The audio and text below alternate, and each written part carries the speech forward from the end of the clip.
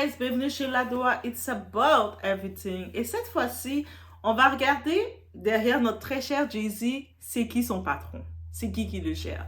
Oui, Jay-Z, il a un patron. Comme on sait tout, pour Diddy, son patron, c'était Clive Davis, celui qui le protégeait. Et puis on peut voir, Clive Davis semble plus proche de sa veillée qu'autre chose, donc on sent qu'il n'a plus les mêmes protections qu'il avait sur beaucoup d'événements qu'il a pu faire, beaucoup de choses qu'il a pu faire. Et puis là, quand on comprend qui est le patron, on comprend que pourquoi c'est pas encore le moment peut-être de Jay-Z de tomber. Pas parce qu'il a raison, pas parce qu'il a tort. Tout ce qu'on a contre lui va sortir, mais pas maintenant. Parce que tant qu'il flatte bien, qu'il nourrit bien son patron, tant qu'il a besoin de lui, il fait ce qu'il doit faire, son patron va le protéger. J'ai fait aussi une petite liste pour regarder les différents, dans les artistes, les différents patrons qui sont associés à eux. Bien entendu, on va y aller, le fameux Diddy, Clive Davis, Eminem et 50 Cent, Paul Rosenberg, Nicki Minaj, Irving Azoff, Russell Simmons, on a Todd Moskowitz, Kanye West, son manager en tant que tel, Scooter Braun, Eazy-E, on savait que c'était Jerry Heller, Wiz Khalifa, Craig Kallman, Tupac, sa première manager, c'était Leila Steinberg. Qu'est-ce qu'on comprend en tant que tel? Le rap est contrôlé par une élite spécifique. On a même Michael Jackson qui était contrôlé par Rabbé. Son patron, c'était Rabbé Smalley Botek. Rick Rubin. Il y avait plein de personnes telles que LL Cool J. Donc, 95% des Américains pop culture sont sur ce contrôle. Donc, comment ça fonctionne? C'est simple, tu vas faire la promotion de ce que je veux que tu fasses. Tu vas faire ce que je veux que tu fasses quand je veux que tu le fais. Et quand tu ne me sers plus, tu dégages.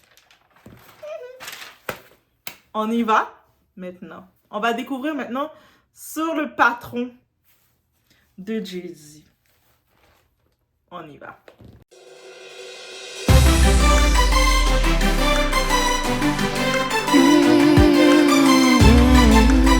Ce gars-là, c'est Monsieur Leroy Cohen. Pourquoi je vous montre Monsieur Leroy Cohen? Restez avec moi, je vais vous ouvrir les yeux. Partagez ça pour que tous puissent voir. Personne ne parle de P. Diddy ces temps-ci, non? Mais un nom spécifique a été mentionné dans l'affaire de P.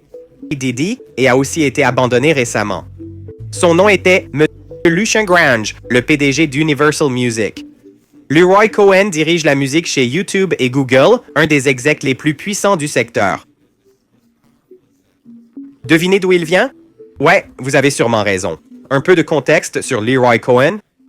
Avant YouTube, il a bossé chez Warner Music, Def Jam, Island Def Jam et 300 Entertainment. En tant que président d'Island Def Jam, Cohen gérait des labels comme Rockefeller, American Recordings et Roadrunner. Sous sa direction, Island Def Jam comptait des artistes comme Jay-Z, Bon Jovi, Ludacris et Mariah Carey. Des noms célèbres que nous connaissons tous, j'imagine. En 2004, Warner Music Group recrute Cohen comme PDG et président de la division musique enregistrée. Il deviendra plus tard président de Warner Music Group. Vous savez ce qui est vraiment intéressant chez Warner Music Group, non? Cet article l'explique très bien. Rappelez-vous, c'est uniquement à des fins éducatives, d'accord? Je vous laisse lire ce paragraphe sans ma grosse main de maigre devant vos yeux. Vous comprendrez où on veut en venir avec ça.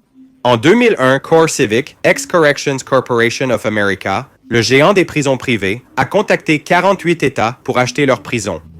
Une condition d'éligibilité était particulièrement étrange. Citation, une garantie que l'agence maintienne un taux d'occupation de 90% sur la durée du contrat. Vous voyez où je veux en venir? En 2012, 232 patrons de médias US contrôlaient tout pour créer des célébrités et lancer des tendances. Time Warner, dont on parlait avec Lee Eric Cohen, non? Propriétaire de Warner Bros. Records peut signer un artiste et le mettre en une d'Entertainment Weekly la semaine d'après.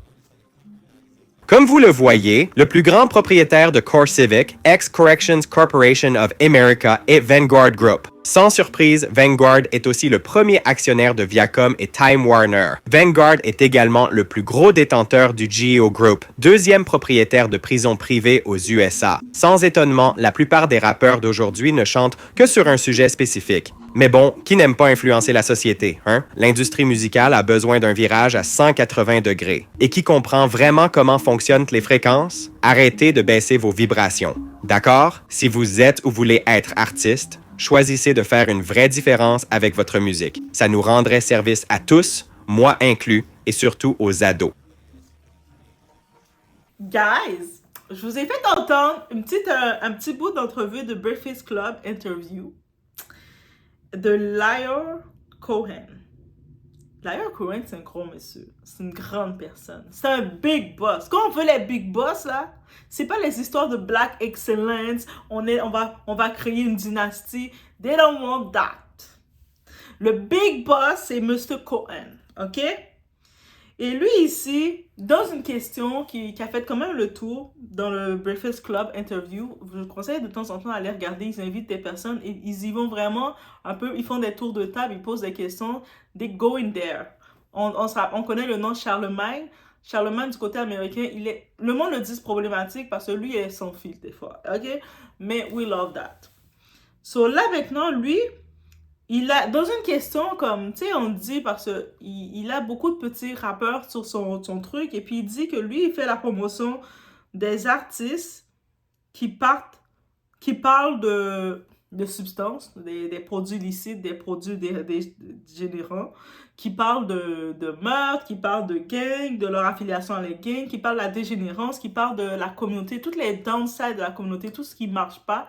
Ils exposent ça, ils mettent ça en avant, ils montrent leur vice immoral et la perversion. Et lui, il sponsorise beaucoup ces artistes-là. Et il se cache pas de le dire que ça fait de l'argent. Lui, et puis il dit, mais moi, j'ai pas de problème de sponsoriser ça. Moi, je sponsorise le talent et pas la dégénérance, pas de ce que ça peut faire. Donc, il fait de l'argent sur la dégénérance d'une communauté, la communauté noire. Mais bien sûr, on ne se rend pas compte de ça. Et votre très cher Jay-Z, oui, votre très cher Jay-Z, c'est lui, sa plus grosse marionnette, son plus gros puppet, ok? C'est un vendu. Et il y a un petit fait que j'ai vu sur notre très cher M. Cohen, avant de joindre l'industrie du rap, parce qu'avant d'aller dans le rap, c'est pas un gangster de base, il travaillait à la banque Leumi, une banque d'Israël qui a été fondée le 27 février 1902 en Jaffa, Anglo-Palestine Compagnie, subdivision de la colonie des fonds juifs. Là, on se demande combien d'autres producteurs viennent de cette banque.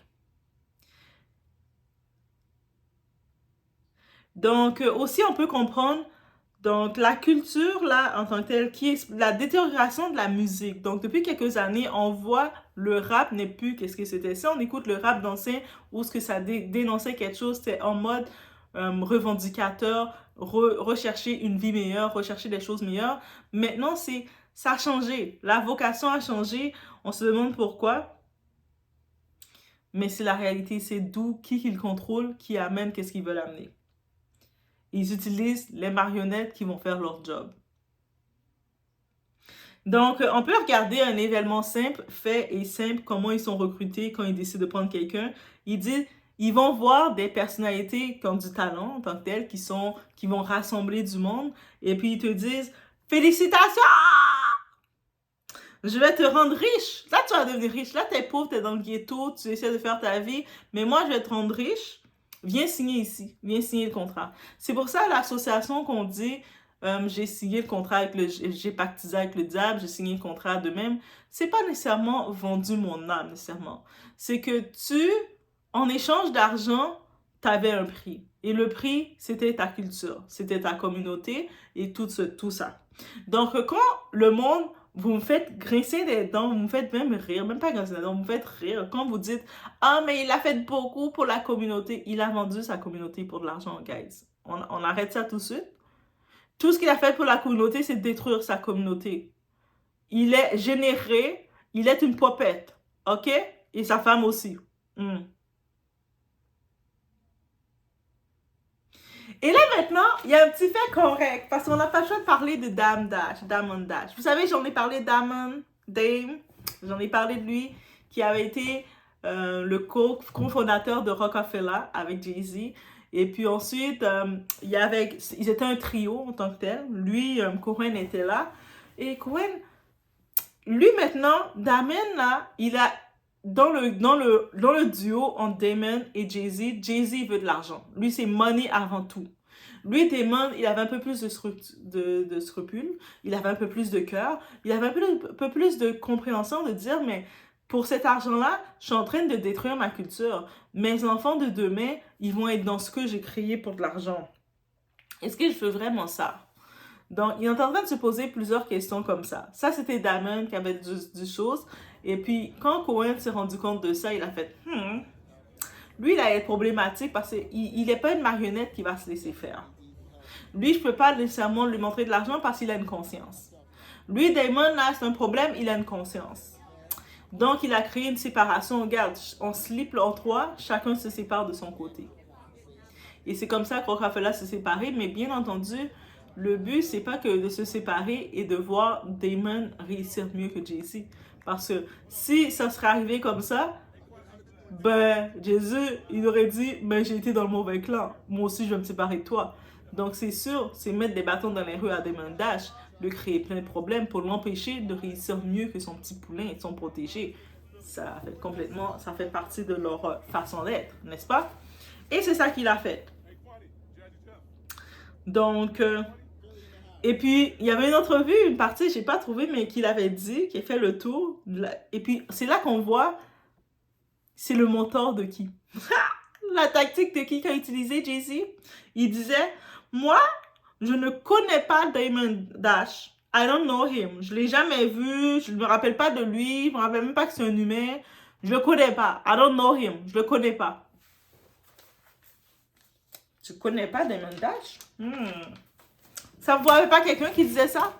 Je ne connais, lui, c'est pas mon ami. C'est juste si on se voit comme connaissance dans les événements, mais c'est pas mon ami. Lui, c'est pas mon ami. Ça vous rappelle pas quelqu'un? Le petit suit son papa, son maître. Il suit son maître. Jay-Z a suivi son maître dans ses arguments. On écoute un petit bout de Damon. Cela dit, voudriez-vous... Être un drogué n'était pas cool. Maintenant, ils rendent cool de boire du lean et du sirop et... C'est le plus grand danger pour notre société. Alors, pourquoi signer un artiste qui en fait la promo? Parce que j'ai déjà répondu à ça. Vous n'écoutiez pas. Elle m'a dit talent ou problème. J'ai dit talent. Mais je ne peux pas abandonner les gens. Vous trouvez pas ça hypocrite? C'est opportuniste. Ouais, j'ai des bouches à nourrir. J'ai une entreprise à gérer. Vous voulez que Dame Dash vous traite de vautour? C'est qui Dame Dash? C'est vous qui l'avez mentionné. Je le connais même pas. C'est vous qui parlez de lui. Je le connais vraiment pas. Donc, vous avez fait beaucoup d'argent ensemble. Fait beaucoup d'argent. Allez, Léo, ne lui faites pas ça. Je ne le connais pas. Vraiment pas. Alors, je sais pas quoi vous dire. Je devais obtenir un vote. J'ai dû me battre pour sortir Kanye. J'ai dû affronter Léo et Jay-Z. Ils voulaient pas que ce mec sorte. Donc je me suis dit, yo, je serai pas là où j'ai un Kanye et je dois me battre pour le sortir. Comme j'ai dû me battre pour sortir Jay, Rachel Roy et Cam. Tout ce que j'ai sorti, c'était contre des nerds qui me disaient de ne pas le faire. Même avoir un bébé, on doit toujours se battre. Il y a des gens qui doivent se battre pour tout. Je suis une de ces personnes. Donc je me disais, je m'attendais pas à réussir du premier coup. Et c'est parce que je vise haut. Ray J, ça va frérot? T'as téléchargé American New? Réponds-moi. Donc voilà, je veux juste montrer le jeu à tous. Comment rêver? C'est sur le réseau et gratuit.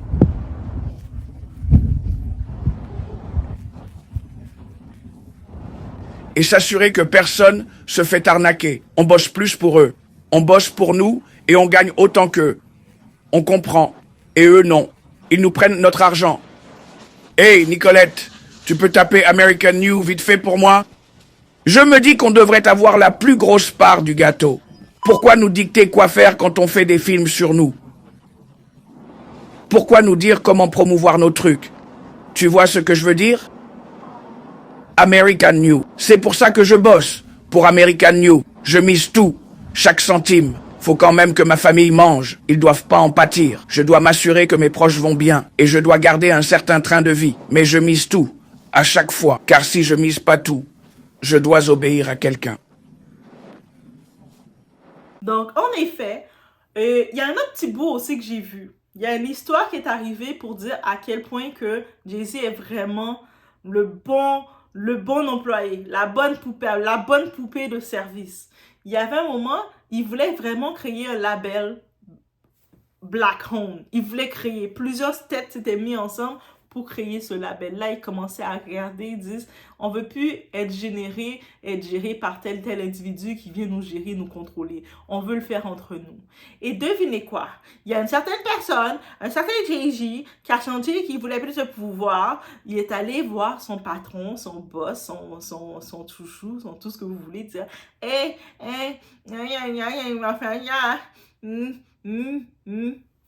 Et c'est comme ça qu'il l'a fait, guys, ok? Et puis, bien entendu, il y a eu plein d'événements qui sont venus. Donc, on se rappelle, il y a eu l'invasion de Reed au Murder Inc. Il y a eu plein de choses dans tous les labels ils avaient tous voulu se coller ensemble. Ils ont tous eu des problèmes. Tant qu'elle est tombée, ceux qui sont décédés sont décédés. Ceux qui sont retrouvés en prison avec des problèmes juridiques sont tous venus. Tout en même temps. Vous n'allez pas faire ça. On vous a pas envoyé créer des labels entre vous, guys. On vous a envoyé travailler pour nous et faire ce qu'on vous demande de faire. On vous a envoyé pour qu'on puisse contrôler la culture. Parce que ce que il faut comprendre, quand tu contrôles la culture d'une communauté, tu contrôles la communauté. Ils l'ont compris. On répète encore. Parce qu'il y a du monde derrière, là, qui sont là, qui entendent Doha, mais qui sont derrière. Quand tu as compris que tu contrôles la culture d'une communauté, tu as compris que tu contrôlais cette communauté. Oui, ils l'ont compris. Donc, c'est pour ça que maintenant, quand tu vois des gens, des fanatiques comme argument qui vont dire « Mais pourquoi les Noirs, vous voulez voir un autre Noir tomber? » Mais est-ce que tu penses que Jay-Z était pour nous? Jay-Z, même, il a vendu. Jay-Z travaille pas pour la communauté. Il n'est pas le seul. Les Didi qui tombent, tout ça, ils ne travaillent pas pour la communauté. C'est que la personne qui travaille avec eux, qu'est-ce qui arrive? La personne qui travaille avec eux n'a soit plus son pouvoir, autant de pouvoir, d'influence dans les grosses tables, ou ce que même Jay-Z n'est pas invité dans ces grosses tables-là. Même quand il y avait un événement de Cohen qu'ils étaient en train de le célébrer, oui, il était invité dans l'événement, il était assis avec ses petits amis, là, mais il était assis dans la petite table des gros de service, là. Il était assis dans cette petite table-là en train de s'asseoir et puis d'être fier, mais il n'était pas assis proche dans la table d'honneur.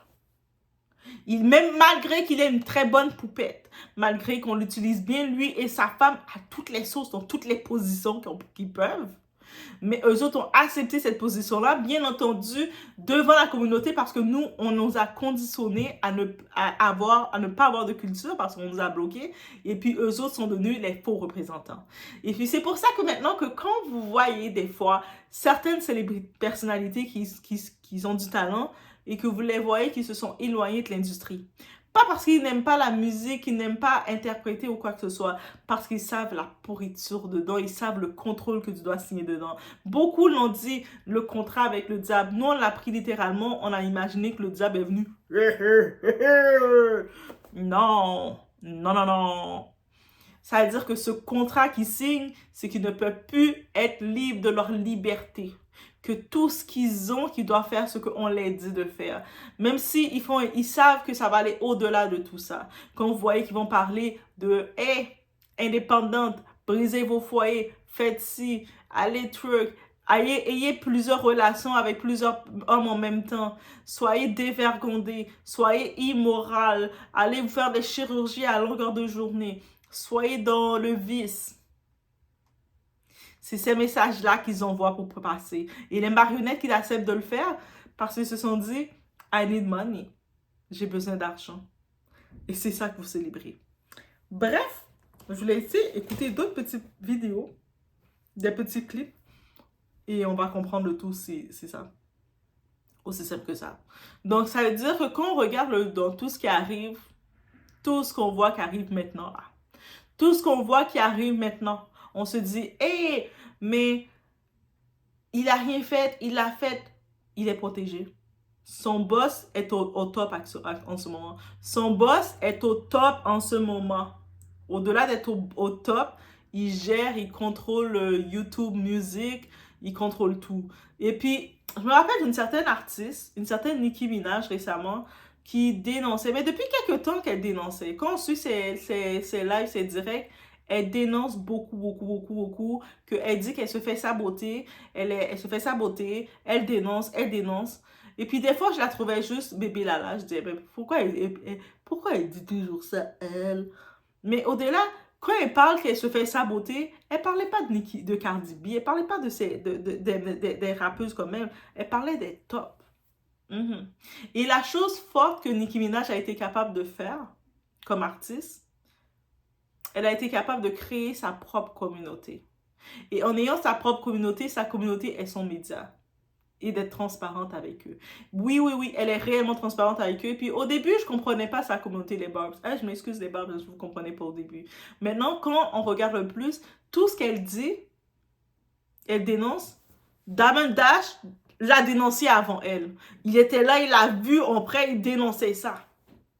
On disait, il est un hater. Parce que le Rockefeller s'est terminé avec Jay-Z, il le hate. Mais il n'a jamais hate Jay-Z. Il a dénoncé le système. Il sait qu'est-ce que lui, il est et qu'est-ce que Jay-Z est. Lui a refusé de faire ce que Jay-Z a accepté de faire. Aussi simple que ça. Donc, ceux que vous mettez en haut maintenant, qui sont sur les tapis rouges, on voit qu'ils sont Billboard numéro 1, mais quand tu regardes leur son, tu n'écoutes pas.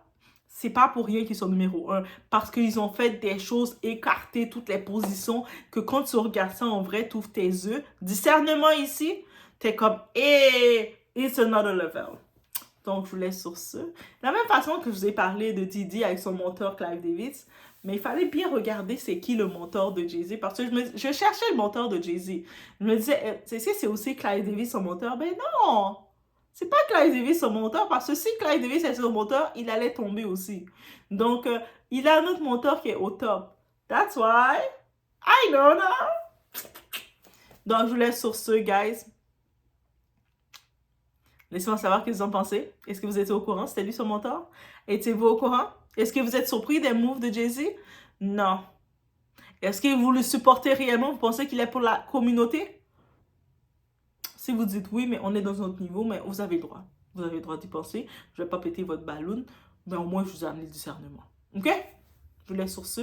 On se voit aux prochaines vidéos. Et vous-même, n'hésitez pas, il y a les entrevues, les intégralités, vous allez trouver.